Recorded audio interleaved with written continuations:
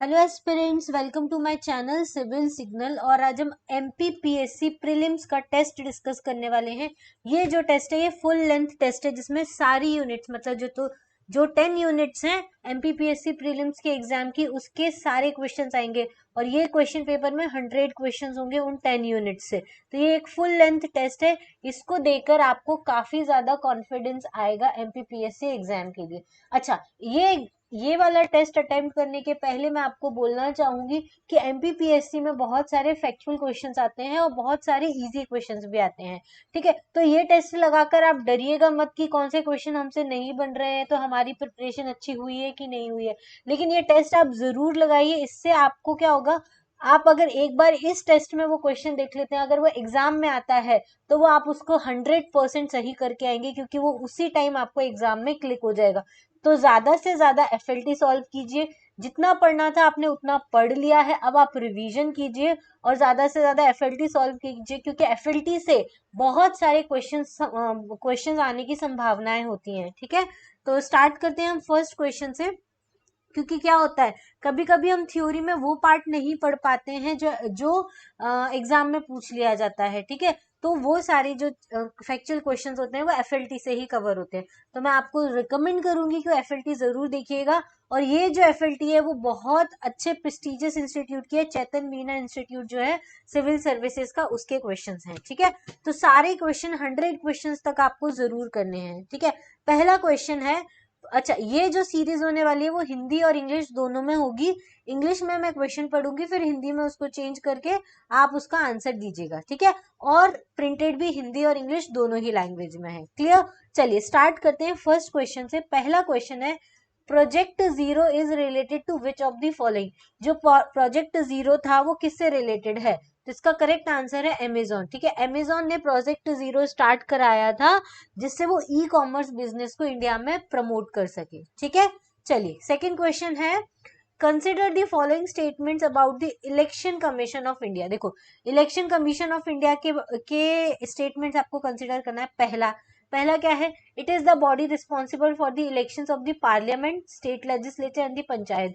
तो ये ऑप्शन गलत है। क्यों? क्योंकि जो इलेक्शन कमीशन ऑफ इंडिया होती है वो पार्लियामेंट के इलेक्शन कराती है, स्टेट लेजिस्लेचर के कराती है, प्रेसिडेंट के कराती है, वाइस प्रेसिडेंट के कराती है, लेकिन पंचायत के इलेक्शन नहीं कराती है। ठीक है, दूसरा है, it is a 3 member body since Inception.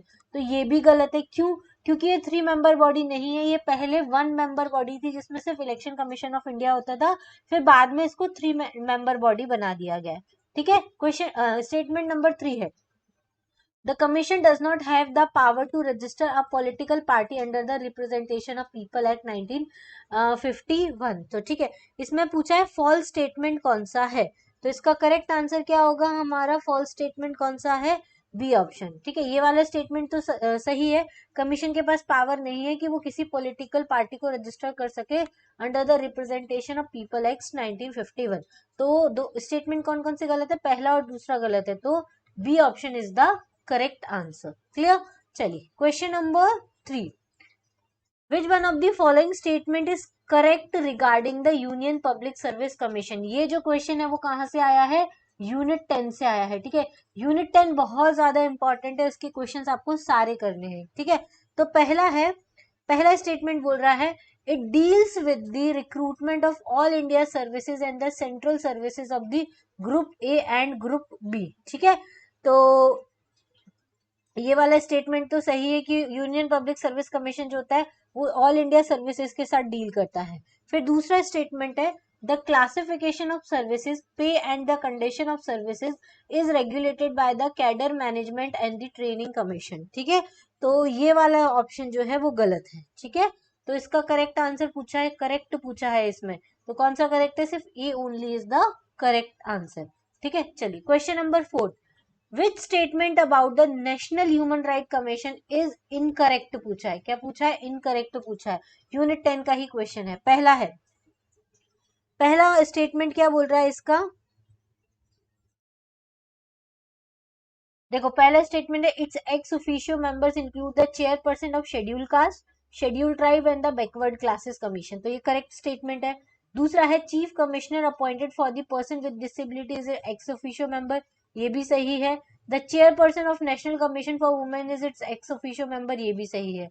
फिर डी ऑप्शन बोल रहा है there are total of 15 members including the chairman members and the ex officio member, ये गलत है। क्यों गलत है? क्योंकि इसमें कितने टोटल मेंबर्स हैं, देखो टोटल 12 मेंबर्स हैं, ना कि 15 नहीं है। कितने मेंबर्स है? 12 मेंबर्स है, जिसमें कि 7 मेंबर्स है इंक्लूडिंग चेयरमैन और 5 एक्स ऑफिशियो मेंबर है। 5 एक्स ऑफिशियो मेंबर कौन से हैं?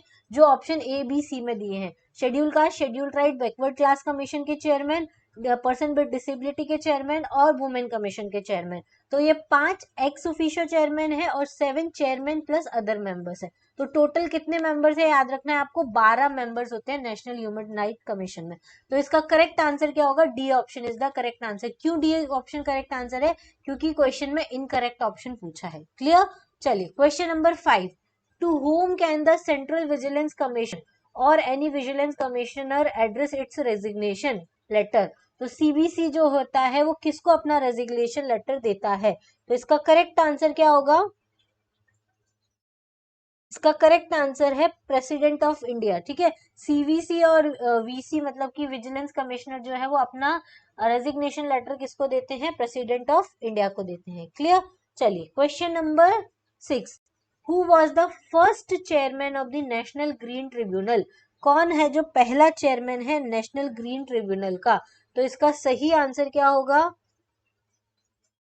ऑप्शन बी, लोकेश्वर सिंह जो है, लोकेश्वर सिंह पंत, इसके आगे नाम नहीं लिखा, लोकेश्वर सिंह पंत जो है वो पहले नेशनल ग्रीन ट्रिब्यूनल के कौन थे? चेयरमैन थे। अभी प्रेजेंट में नेशनल ग्रीन ट्रिब्यूनल के चेयरमैन कौन है? आप मुझे कमेंट बॉक्स में बताइए। क्लियर? चलिए question number 7, who was the chairman of the commission at the time of first examination conducted by the Madhya Pradesh Public service Commission? ठीक है, Madhya Pradesh Public service Commission ने जब पहला एग्जाम कंडक्ट कराया था उस time chairman of the commission कौन थे? तो इसका करेक्ट आंसर है डीबी रेगे। कौन थे? DB Rege is the correct answer. Clear? चलिए क्वेश्चन नंबर 8, ये फैक्चुअल क्वेश्चन है, ये आपसे एग्जाम में पूछे जाएंगे और ये सारे क्वेश्चंस जो है आपको एग्जाम में तभी याद रहेंगे जब आप एफएलटी सॉल्व करोगे या फिर क्वेश्चन सॉल्व करोगे। सिर्फ थ्योरी पढ़ने से ये क्वेश्चन आपको याद नहीं रहेंगे। What is the function of advocate general of the state? जो फंक्शन होता है advocate general of the state का वो क्या होता है? पहला, to advise the state government on legal matter, सही है। To work on the duties assigned by the constitution, ये भी सही है। To work on the legal functions assigned by the governor, ये भी सही है। ठीक है, तो एडवोकेट जनरल का फंक्शन होता है कि वो स्टेट गवर्नमेंट को लीगल मैटर्स पे एडवाइस करे, अपनी जो कॉन्स्टिट्यूशन है उसको ड्यूटीज असाइन किए वो करे, और जो भी लीगल फंक्शन गवर्नर उसको असाइन करता है वो करे। तो इसका करेक्ट आंसर क्या होगा? D, all of the above. ठीक है, फिर नेक्स्ट क्वेश्चन है question number 9, When was the National Commission for Protection of Child Right constituted? National commission for protection of child right जो है वो कौन से ईयर में बना था? ठीक है, तो इसका करेक्ट आंसर क्या होगा? डी ऑप्शन, 2007 में इसको बनाया गया था। और ये किस एक्ट के थ्रू बना था? National protection of child right act 2005।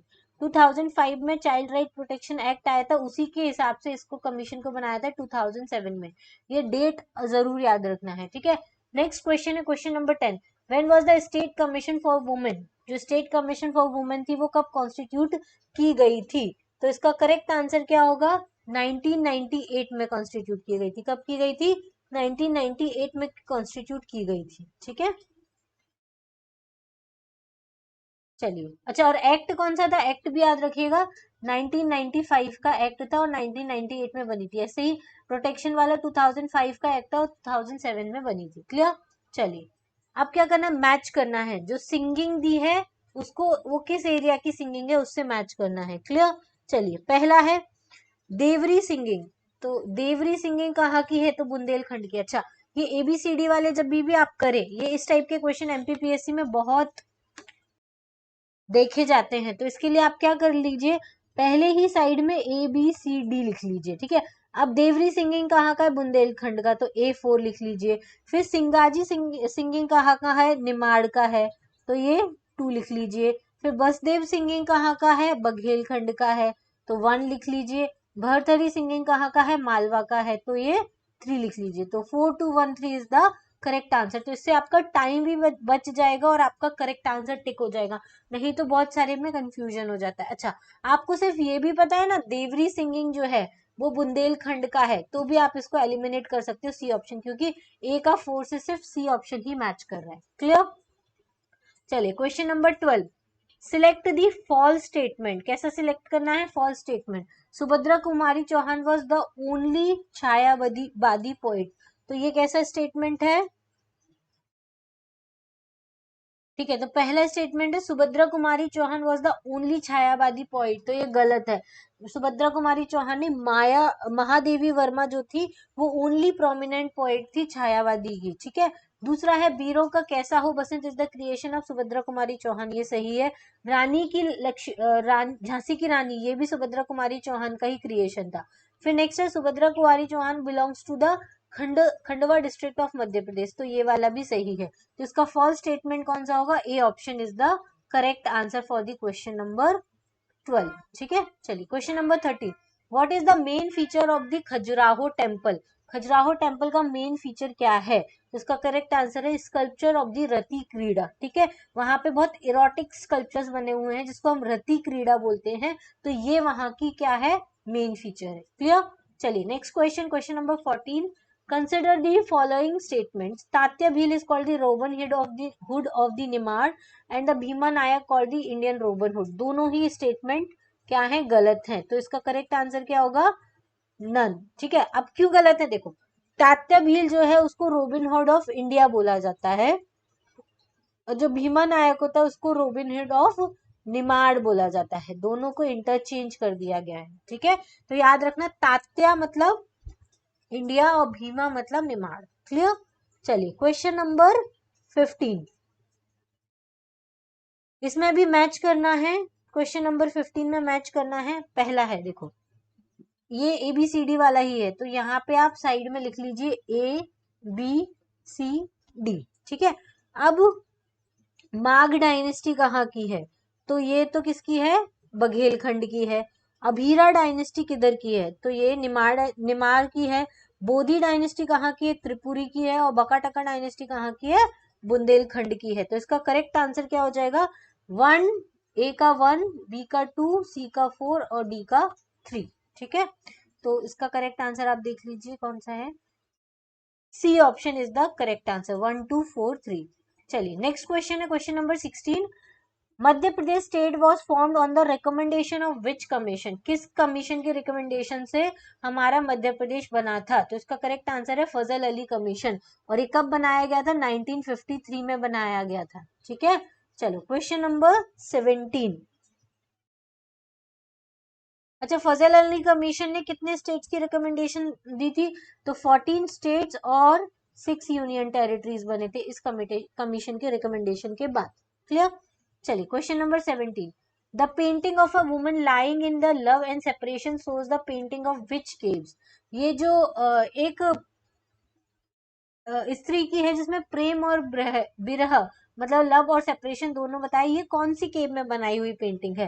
तो ये वाली जो पेंटिंग है वो आपको कहाँ पर मिलेगी? बाघ केव्स में मिलेंगी। कहाँ पर मिलेगी? बाघ केव्स में मिलेंगी। बाघ केव कहाँ पर लोकेटेड है? धार में लोकेटेड है। ठीक है, चलिए question number 18, which district of the state is famous for the Bharewa craft? कौन सी डिस्ट्रिक्ट है स्टेट में जो भरेवा क्राफ्ट के लिए फेमस है? तो इसका करेक्ट आंसर क्या होगा? D option, Betul. ठीक है, बैतूल डिस्ट्रिक्ट जो है वो भरेवा क्राफ्ट के लिए फेमस है। क्लियर? अच्छा, और इसमें होता क्या है, इसमें डेली यूज के आइडल्स बनाए जाते हैं, गॉड गॉडेस जो है वो सब बनाए जाते हैं मेटल से, उसी को हम क्या बोलते हैं? भरेवा आर्ट्स। ठीक है, question number 19, which one of the statement regarding the Baiga tribe is false? ठीक है, फॉल्स स्टेटमेंट कौन सा है ये पूछा है। तो ऑप्शन ए है Baiga is the primitive tribe, तो ये तो सही है। ठीक है, फिर बोला है बैगा लाइक का tattoo, likes to be tattooed, मतलब वो अपने हाथों पे टैटू बनवाना पसंद करते थे, ये भी सही है। Hunting is a favourite hobby of the Baigas, ये भी सही है। तो ojha is look down by the Baigas, तो ये गलत है। ठीक है, ओझाज को लुक डाउन नहीं किया जाता था, ओझा को बहुत माना जाता था, क्योंकि ओझा जो होते थे इस जनजाति में वो जंगली जड़ी बूटियों से रोगों का उपचार किया करते थे, इसलिए जो ओझा लोग होते थे उनको सम्मान की दृष्टि से देखा जाता। ठीक है, तो डी ऑप्शन जो है वो इसका करेक्ट आंसर होगा, क्योंकि ये फॉल्स स्टेटमेंट है। क्लियर। चलिए question number 20, when was the Jabalpur home rule league establish. जो जबलपुर में होम रूल लीग स्टैब्लिश की गई थी वो कब की गई थी? 1915 में की गई थी। अच्छा, झंडा सत्याग्रह कब स्टार्ट हुआ था जबलपुर में? 1923 में स्टार्ट हुआ था। और जंगल सत्याग्रह कब स्टार्ट हुआ था? 1930 में स्टार्ट हुआ था। क्लियर।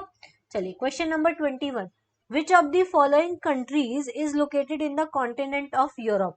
कौन सी कंट्री है जो यूरोप कॉन्टिनेंट में है? देखो, फिजी तो नहीं है, आइलैंड है ये तो। सऊदी अरेबिया भी नहीं है, होंडुरस भी नहीं है, एस्टोनिया जो है वो यूरोप में लोकेटेड है। क्लियर। चलिए, when the equator crosses the continent of Africa, which among the following lakes does it intersect. जब अफ्रीका कॉन्टिनेंट को इक्वेटर पास करता है तो कौन सी लेक आती है उसके बीच में, इंटरसेक्ट करता है उसको? तो वो है लेक विक्टोरिया। और लेक विक्टोरिया जो है वो बहुत लार्जेस्ट लेक है अफ्रीका की, और ये कहाँ कहाँ फैली हुई है? केनिया, तंजानिया और युगांडा में फैली हुई है। ठीक है। अच्छा, तीन इंपॉर्टेंट जो लैटिट्यूड्स हैं वो हमारे अफ्रीका से पास होते हैं। एक तो है ट्रॉपिक ऑफ कैंसर, दूसरा है ट्रॉपिक ऑफ कैप्रिकॉर्न और तीसरा है इक्वेटर। ठीक है, ये तीनों जो है वो हमारे ओनली कॉन्टिनेंट अफ्रीका से पास होते हैं। क्लियर। क्वेश्चन नंबर 23, घड़ियाल is mainly found in which of the following rivers. तो घड़ियाल कहाँ पर पाया जाता है? तो चंबल रिवर में घड़ियाल ज्यादा पाए जाते हैं। ठीक है। चलिए क्वेश्चन नंबर 24, ये क्या बोलता है? देखो, कौन सा जो है वो करेक्टली मैच्ड नहीं है? Which of the following is not correctly matched. तो पहला है इडुक्की थर्मल पावर हाउस, यही करेक्टली मैच्ड नहीं है। फिर है सवारी गिरी, ये हाइड्रो इलेक्ट्रिक प्रोजेक्ट है, ये सही है। घाट प्रभा इरिगेशन प्रोजेक्ट है, ये भी सही है। रामगंगा मल्टीपर्पज प्रोजेक्ट है, ये भी सही है। अब पहला ऑप्शन क्यों गलत है? क्योंकि इडुक्की जो है वो हाइड्रो इलेक्ट्रिक प्रोजेक्ट है, ठीक है, ना कि थर्मल पावर हाउस है। क्लियर। और ये कहाँ पर आता है? पेरियार रिवर पर बना हुआ है, कहाँ पर? केरल में। क्लियर। चलिए question number 25, Santhal and the Munda communities mainly live in. जो संथाल और मुंडा कम्युनिटीज हैं वो कहाँ पर रहती हैं? तो इसका करेक्ट आंसर है छोटा नागपुर प्लेट्यू में रहती हैं। क्लियर। चलिए फिर मैच करने वाले, देखो ये जिस टाइप का क्वेश्चन पेपर है ना, वैसा ही आपको सेम एमपीपीएससी का भी क्वेश्चन पेपर मिलेगा। और अगर आपने अभी तक एमपीपीएससी के प्रीवियस ईयर के क्वेश्चंस नहीं लगाए हैं तो पहले आप उनको भी सॉल्व कीजिएगा। मेरे चैनल पर वो आपको मिल जाएंगे, सिविल सिग्नल नाम से मेरा चैनल है, उसमें एमपीपीएससी प्रीवियस ईयर क्वेश्चंस आपको देखने को मिलेंगे। या इस वीडियो के एंड में मैं एंड स्क्रीन पे दे दूंगी, वहां से भी आप डायरेक्टली एक्सेस कर सकते हैं, या फिर यहाँ आई बटन में भी मैं आपको दे दूंगी, वहां से भी आप एक्सेस कर सकते हैं। क्लियर। चलिए अब मैच करते हैं। बायोस्फीयर रिजर्व को स्टेट से मैच करना है। इसी टाइप का क्वेश्चन आपको एमपीपीएससी में लिस्ट वाले क्वेश्चन बहुत ज्यादा मिलेंगे। तो दिहांग और दिबांग कहाँ पर है? तो ये एबीसीडी वाला क्वेश्चन है, तो आप साइड में एबीसीडी लिख लीजिए। दिहांग और दिबांग कहाँ पर है? अरुणाचल प्रदेश में है। मानस कहाँ पर है? हमारा आसाम में है। नोक्रेक कहाँ पर है? मेघालय में है। और सिमलीपाल कहाँ पर है? उड़ीसा में। तो कोड क्या बना? 4321। तो ये करेक्ट आंसर क्या है? A option is the correct answer. ठीक है। चलिए नेक्स्ट क्वेश्चन है हमारा question number 27, temperate cyclones are characterised by which of the following. जो टेम्परेट साइक्लोन्स आते हैं, मतलब ऊपर वाला जो लैटिट्यूड्स होते हैं, latitudes upper than 23.5 degree, temperate zone में जो लैटिट्यूड्स आते हैं वहां पे जो साइक्लोन्स बनते हैं वो किसकी वजह से बनते हैं? तो फ्रंट क्रिएट होते हैं, कोल्ड फ्रंट, हॉट फ्रंट ऐसे क्रिएट होते हैं, और उसी की वजह से वहां पे साइक्लोन्स आते हैं। ठीक है। Question number 28, what is the position of Indian railway network in the world. तो इंडिया की कौन सी पोजीशन है? तो फोर्थ पोजीशन है। फर्स्ट पोजीशन पे कौन आता है? यूएसए आता है। कौन आता है? यूएसए आता है। यूएसए का रेलवे नेटवर्क वर्ल्ड में सबसे पहला है। Question number 29, in the leather industry the things obtained from the plants is used. Leather industry में कौन सी चीजें यूज की जाती है जो प्लांट से मिलती हैं? तो इसका करेक्ट आंसर है टेनिन को यूज किया जाता है। ठीक है। Which is the highest peak of Himalayas in India. कौन सी जो है वो हाइएस्ट पीक है हिमालय की जो इंडिया में पाई जाती है? ऐसे तो माउंट एवरेस्ट है, लेकिन वो कहाँ पाई जाती है? नेपाल में पाई जाती है। तो इंडिया की कौन सी है? कंचनजंगा है। ठीक है, जो कहाँ पाई जाती है? सिक्किम में है। ठीक है। चलिए question number 31, Tuju pass connects India with which country, जो तुजू पास है वो इंडिया को किस कंट्री से कनेक्ट करता है, तो इसका करेक्ट आंसर है म्यांमार। ठीक है, ये क्वेश्चन भले ही आपने नहीं पढ़ा हो थ्योरी में, लेकिन अगर आपने यहाँ क्वेश्चन पेपर में सॉल्व कर लिया और ये क्वेश्चन अगर एग्जाम में आ भी जाता है तो ऑप्शन देख के आपको तुरंत क्लिक हो जाएगा कि तुजू पास जो है वो इंडिया और म्यांमार के बीच में है। Question number 32, where has the country's first green hydrogen plant has been announced, पहला कहाँ पे बना हुआ है हमारा hydrogen plant, green hydrogen plant, तो इसका करेक्ट आंसर है मथुरा रिफाइनरी। कहाँ पे बना हुआ है, मथुरा रिफाइनरी में प्रपोज किया गया है। ठीक है, चलिए question number 33, during the tenure of which of the following chief minister did the Bhopal gas tragedy happened, जो भोपाल गैस ट्रेजेडी हुई थी वो कब हुई थी, 1984 में हुई थी। ठीक है, 1984 में हुई थी, तो उस टाइम कौन सीएम थे, तो श्री अर्जुन सिंह जो थे वो उस टाइम पे हमारे सीएम थे। और पीएम कौन थे, तो वो भी पूछ लेते हैं कभी कभी, तो राजीव गांधी थे। कौन थे, राजीव गांधी थे। ठीक है, ये याद रखिए। फिर question number 34, what is the function of the district जज ऑफ द मध्य प्रदेश, जो डिस्ट्रिक्ट जज होते हैं मध्य प्रदेश का, उनका क्या फंक्शन होता है, तो इसका ऑप्शन है कंसिडरेशन ऑफ क्रिमिनल केसेस, सही है, कंसिडरेशन ऑफ सिविल मैटर्स, तो दोनों ही सही है, तो C option is the correct answer. Question number 35, who was the first women जज of the Madhya Pradesh high court, कौन सी है जो फर्स्ट वुमेन जज है मध्य प्रदेश हाई कोर्ट की, तो इसका करेक्ट आंसर क्या होगा, 35 का करेक्ट आंसर होगा सरोजिनी सक्सेना। ठीक है, सरोजिनी सक्सेना जो है वो पहली वुमेन जज थी मध्य प्रदेश की, और पहली chief justice of high court जो थी वो कौन थी, लीला सेठ।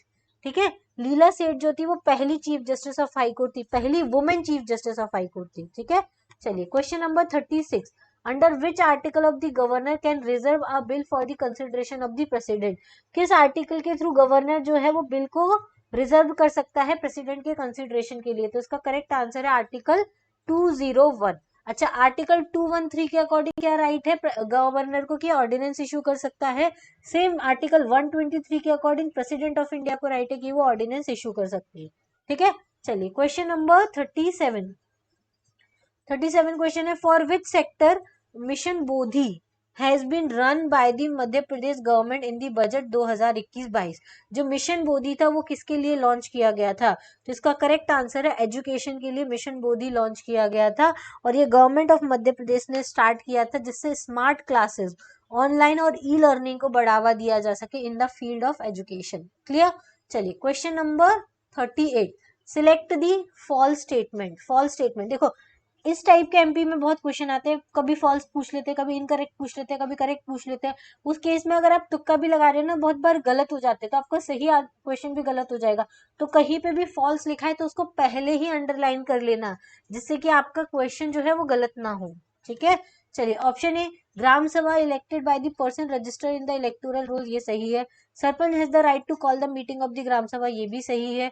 There should not be a gap of more than 6 months between the meetings of the gram sabha, ये भी सही है। तो इसका करेक्ट आंसर क्या होगा, D, all the above are the statements are true, कोई सा भी फॉल्स नहीं है। ठीक है, चलिए question number 39, what are the sources of income for the urban bodies, जो अर्बन लोकल बॉडीज होती हैं उनका जो मेन इनकम होता है, सोर्स ऑफ इनकम, वो क्या होता है। ठीक है, तो पहला है amount fixed by the state finance commission, हाँ यहाँ से भी आता है। Amount receive from the taxes collected by municipal body, यहाँ से भी आता है।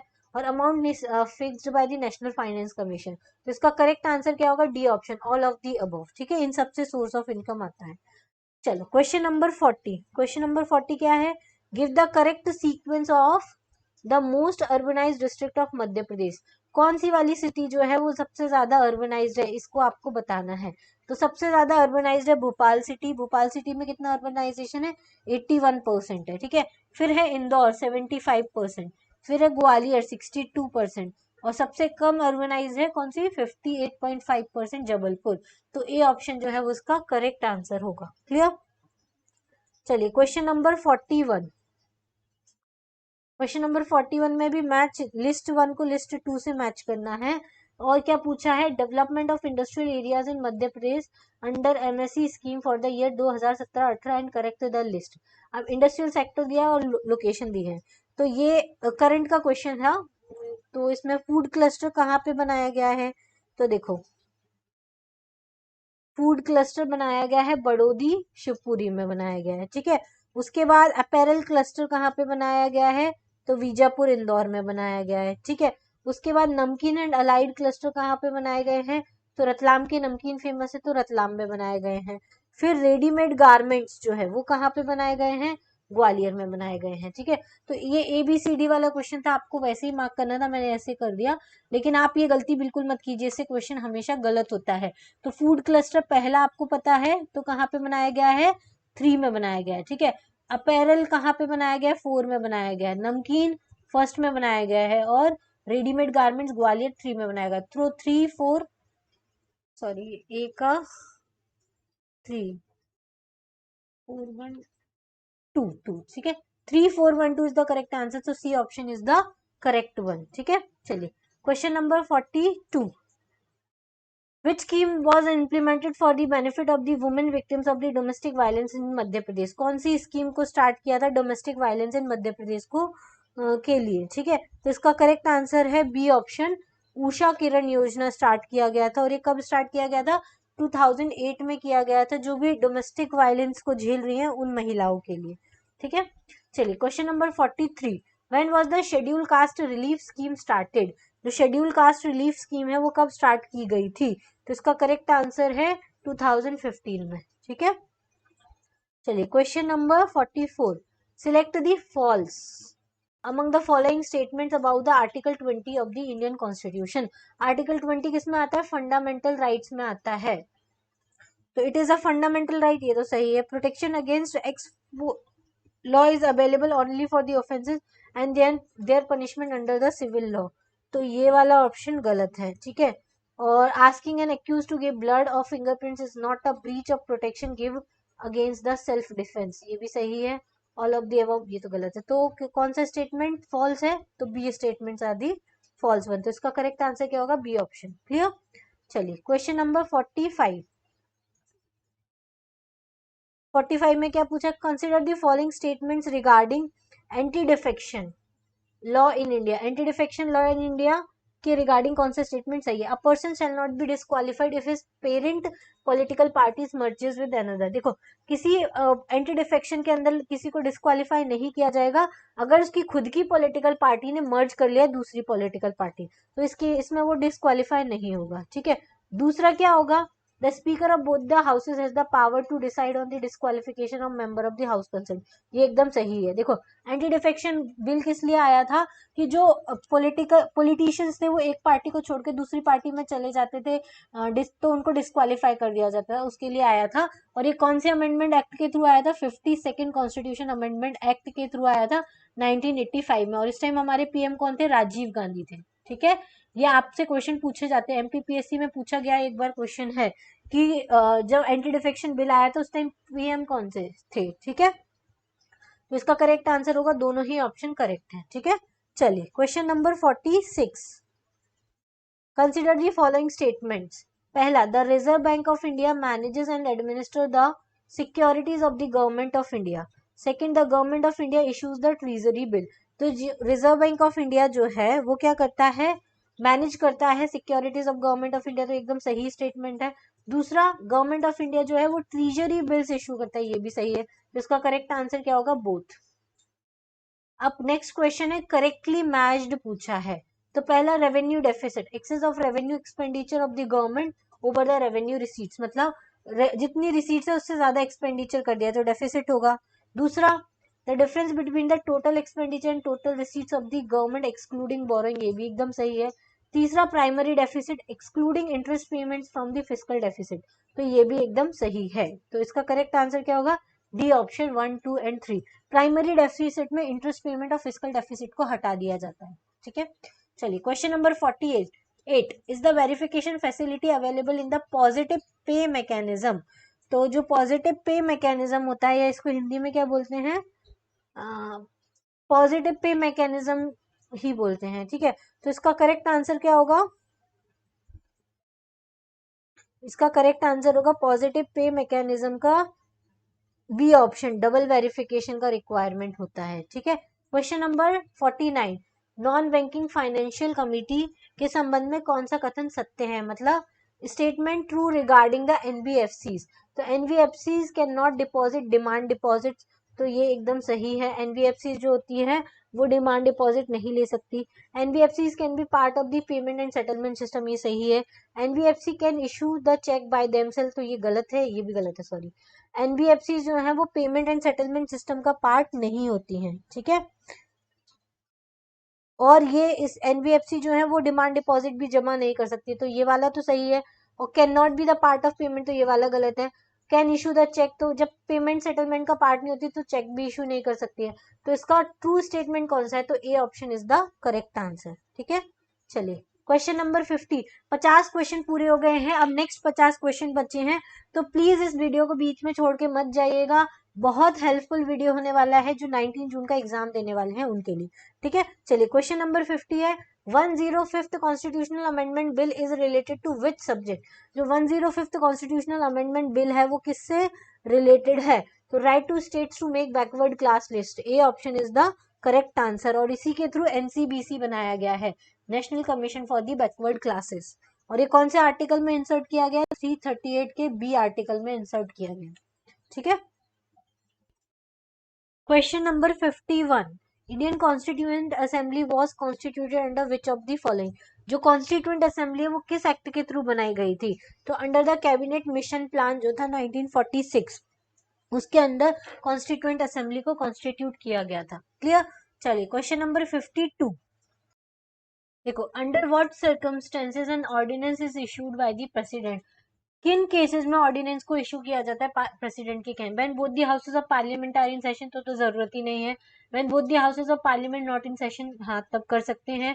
When either house of the parliament is in session, तो ये भी कर सकते हैं, तो करेक्ट आंसर होगा डी, बोथ बी एंड सी, ठीक है। चलिए क्वेश्चन नंबर 53, क्वेश्चन नंबर 53 है, a recommendation sought by the president from the supreme court shall be deemed to be, अच्छा एक होता है जिसमें प्रेसिडेंट जो होता है वो सुप्रीम कोर्ट से अपनी एडवाइस ले सकता है, तो कब ले सकता है ये एडवाइस, तो personally from the chief justice, नहीं ऐसा जरूरी नहीं है, from the institution of the supreme court, तो बी ऑप्शन जो है वो इसका करेक्ट आंसर होगा, ठीक है। और कौन से आर्टिकल के थ्रू दे सकता है, 143 आर्टिकल जो है, जिसके अकॉर्डिंग प्रेसिडेंट ऑफ इंडिया जो है वो कोई भी क्वेश्चन है लॉ का या फंडामेंटल क्वेश्चन ऑफ लॉ है, तो उसमें सुप्रीम कोर्ट से वो अपने लिए एडवाइस ले सकता है कि क्या करना चाहिए क्या नहीं करना चाहिए। और इसमें सुप्रीम कोर्ट इंस्टीट्यूशन में कौन कौन हो सकता है, 5 सीनियर मोस्ट जज हो सकते हैं या फिर चीफ जस्टिस ऑफ इंडिया हो सकते हैं, ठीक है। चलिए question number 54, consider the following statements about the traditional knowledge digital library, traditional knowledge digital library के बारे में कौन सा स्टेटमेंट करेक्ट है, तो पहला ऑप्शन है, traditional knowledge digital library contains Indian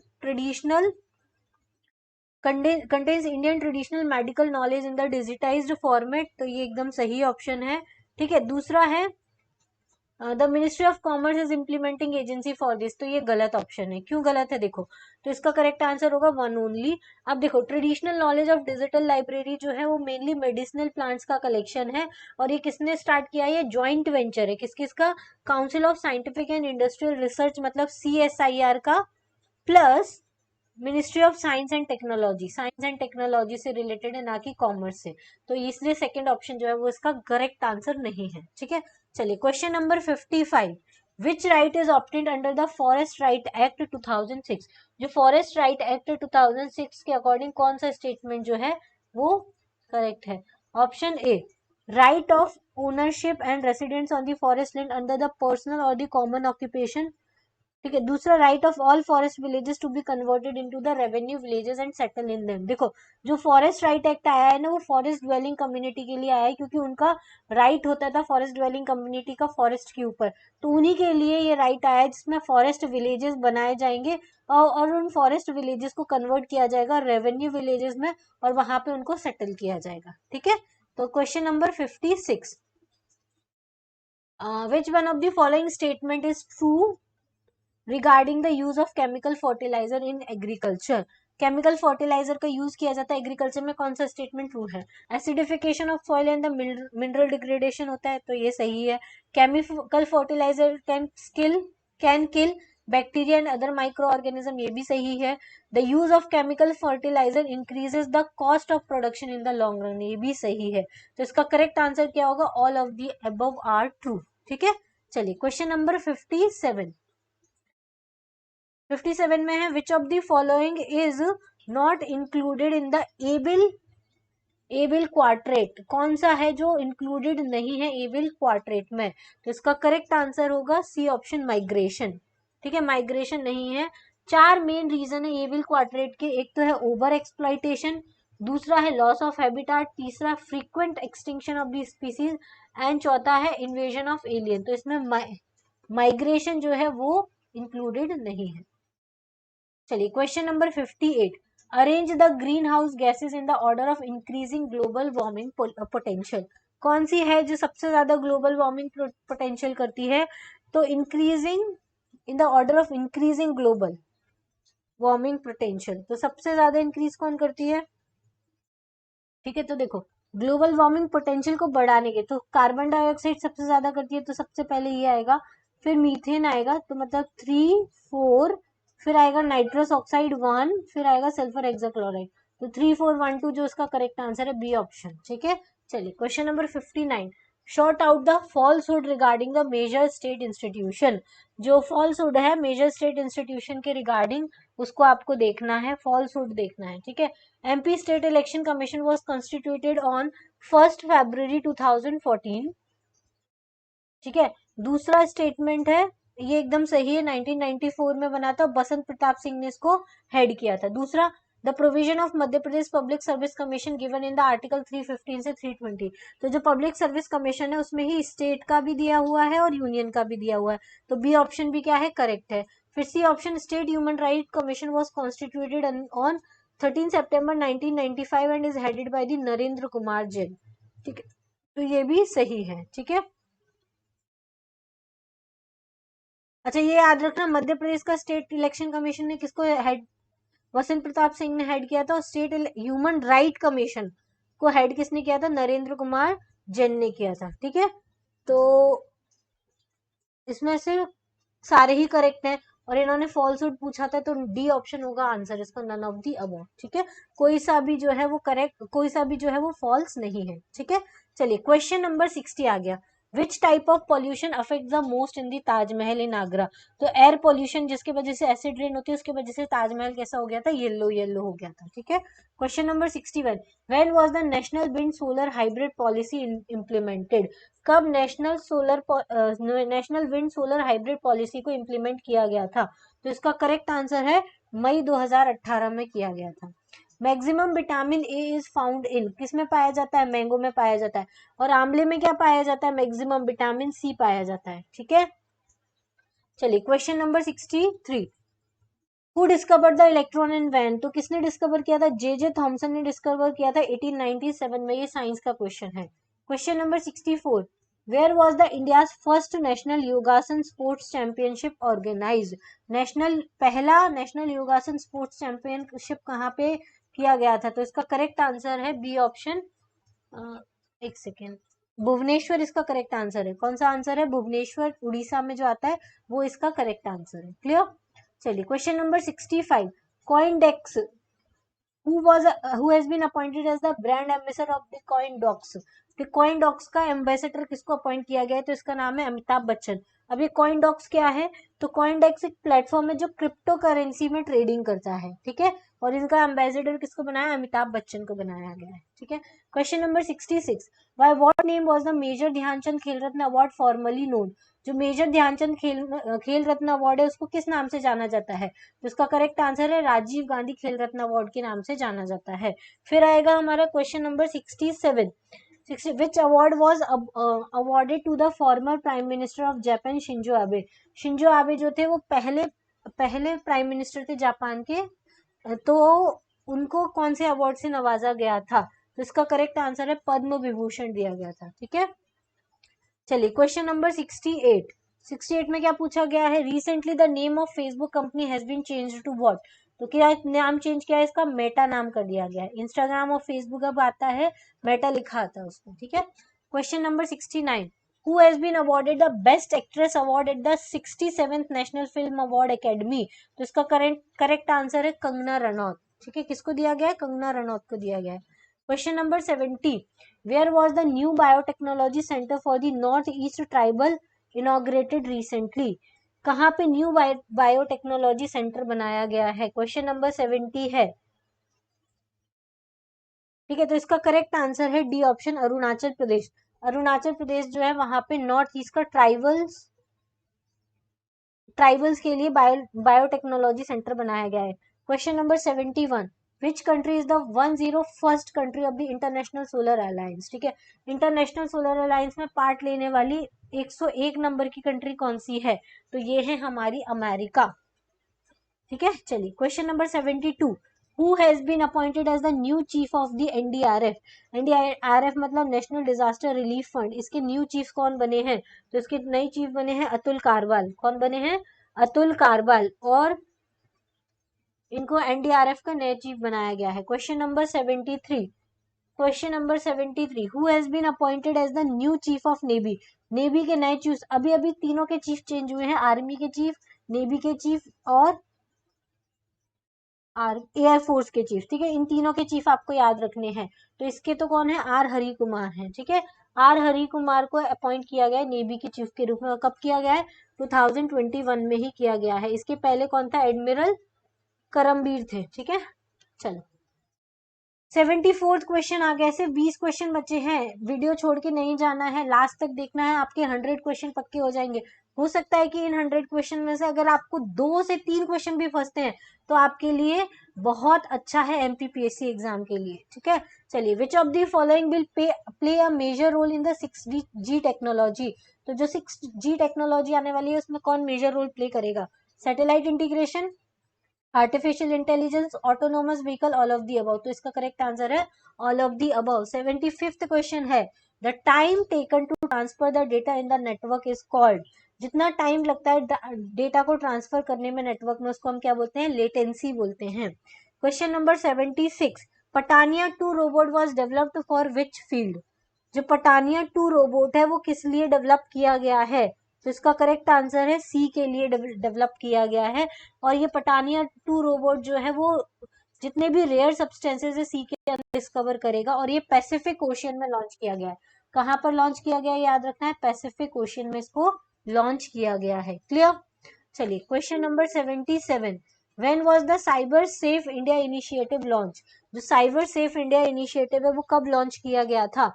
2018 में इसको लॉन्च किया गया है। ठीक है,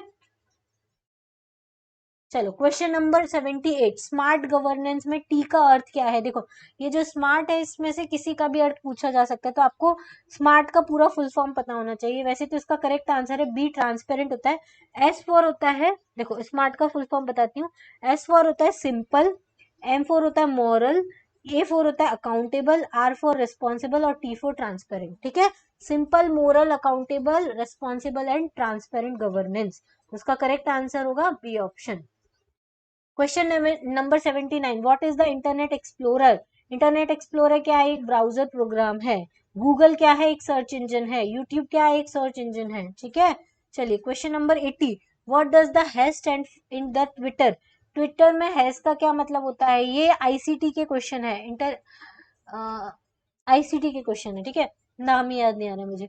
हैशटैग जो होता है वो आइडेंटिफाई करने के लिए होता है किसी भी यूजर को। Question number 81, Tamilakam in the ancient Indian history refers to?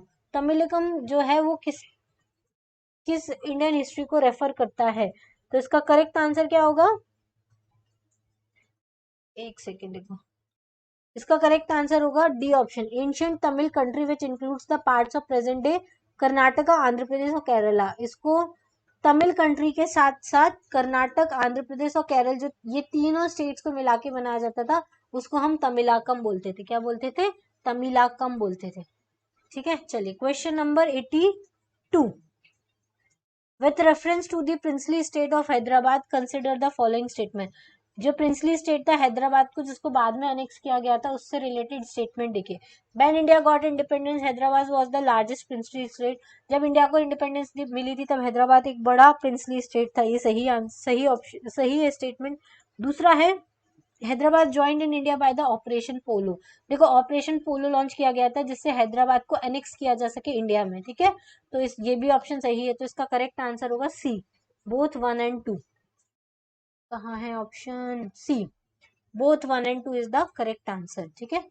चलिए, क्यों ऐसा किया था, ऑपरेशन पोलो क्यों लॉन्च किया गया था, वो इसलिए लॉन्च किया गया था क्योंकि हैदराबादिया ने निजाम ने ज्वाइन करने से मना कर दिया था गवर्नमेंट ऑफ इंडिया ने। और हैदराबाद जो था वो बीच की एक टेरिटरी थी, जैसे ये हमारा इंडिया है तो यहाँ पे हैदराबाद था और बहुत बड़ा स्टेट था, अगर ये इंडिया में मर्ज नहीं होता इंडिया इंटीग्रेट नहीं हो पाता, ठीक है।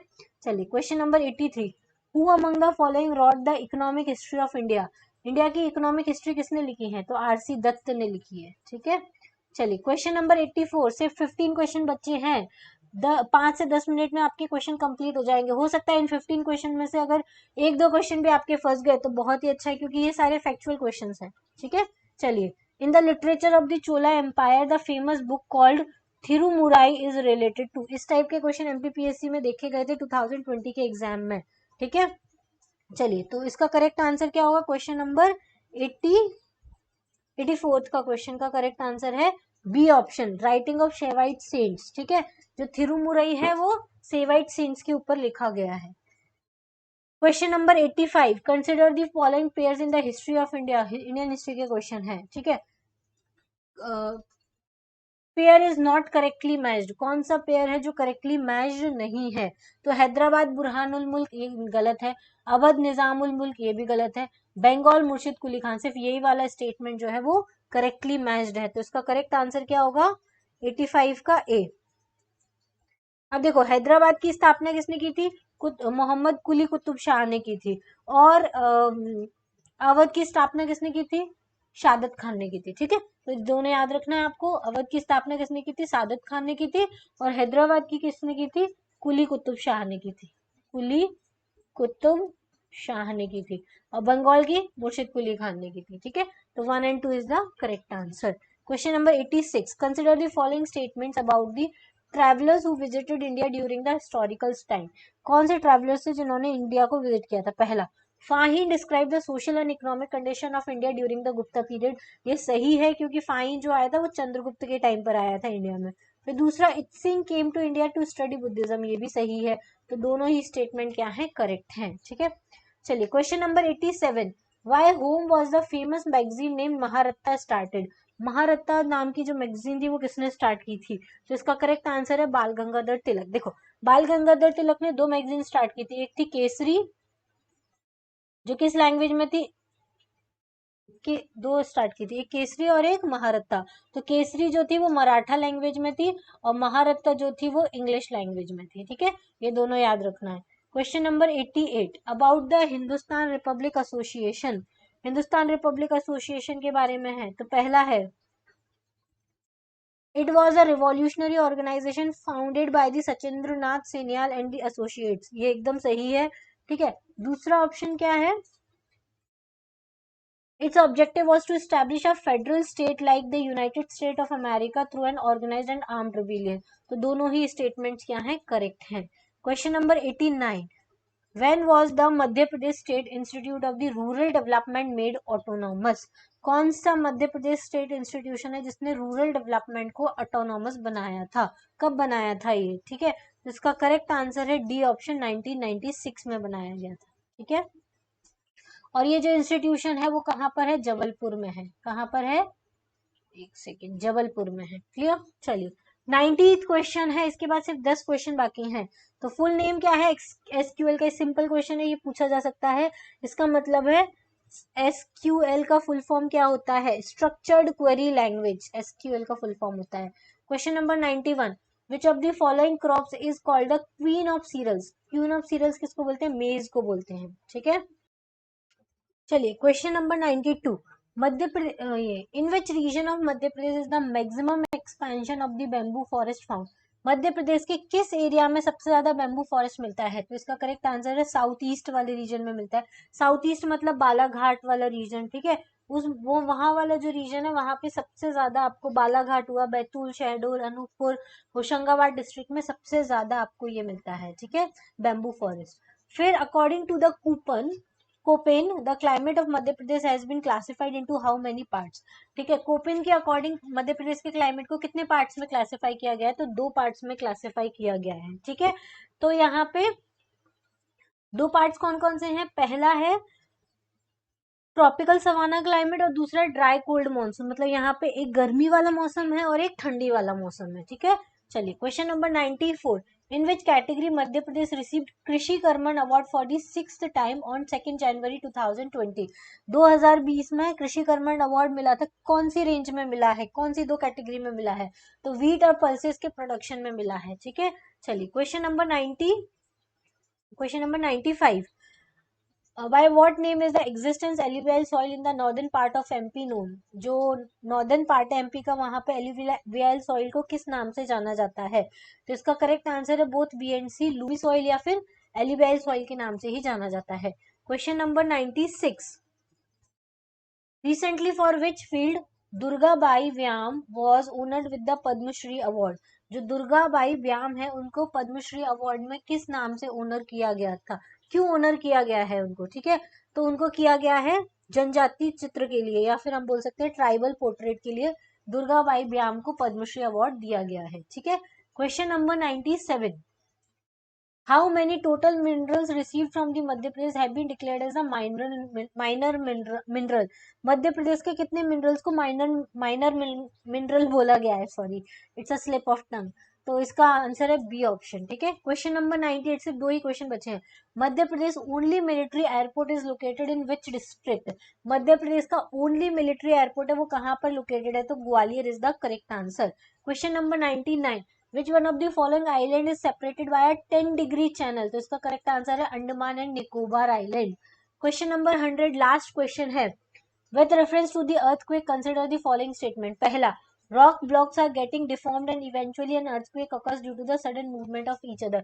rock blocks जो है वो डिफॉर्म्ड हो जाते हैं, क्योंकि जैसे अर्थक्वेक आता है तो पूरा का पूरा जो पत्थर होता है वो टूट फूट जाता है, तो ये वाला सही है। दूसरा, most earthquake occur at the boundaries where the plates meet, जहां पे 2 प्लेट्स मीट करती है वहीं पे अर्थक्वेक ज्यादा आता है, तो C option is the correct answer. ये टोटल 100 क्वेश्चंस हो गए, और ये कौन सी सीरीज का है, तो Chetan Mehna institute for the civil services का है, और एकदम यूनिक पेपर उन्होंने बनाया है जैसा कि एमपीपीएससी का पेपर आता है। अगर आपको विश्वास नहीं होता है तो आप प्रीवियस ईयर का क्वेश्चन देख लीजिए, कुछ क्वेश्चन बहुत इजी होते हैं इसमें, कुछ क्वेश्चन थोड़े टफ होते हैं, ऐसा ही एमपीपीएससी एग्जाम का पेपर सेट किया जाता है। ठीक है, तो ये एक आइडियल पेपर है मेरे हिसाब से, तो बाकी आप इस टाइप के एफएलटी जो है वो जरूर सॉल्व कीजिएगा, डेली एक एफएलटी लगाना है। 19 जून का एग्जाम है और आज कितना हो गया है, 1 जून हो गया। अगर आज से भी आप डेली एक एफएलटी लगाते हैं तो आपके 19 एफएलटी कंप्लीट हो जाते हैं, या 18 हो जाएंगे, और 1800 क्वेश्चन जो है आपके प्रिपेयर हो जाएंगे। और 1800 क्वेश्चन में से ये जो 100 क्वेश्चन है उसमें से थोड़े भी क्वेश्चन आपके बनते हैं तो आपको रैंक दिला सकते हैं वो एमपीपीएससी एग्जाम में। ठीक है, चलिए आज के लिए इतना ही। Thank you, thanks for watching, have a nice day. और अगर आपको ये वीडियो पसंद आता है तो प्लीज लाइक कीजिए, अपने फ्रेंड्स के साथ शेयर कीजिए, और रेगुलर अपडेट के लिए चैनल को सब्सक्राइब कीजिएगा। ठीक है, इसके अलावा और भी बहुत कुछ मेरे चैनल पर अवेलेबल है, आप सबकी प्लेलिस्ट बना हुआ है, आप चैनल को विजिट कर सकते हैं।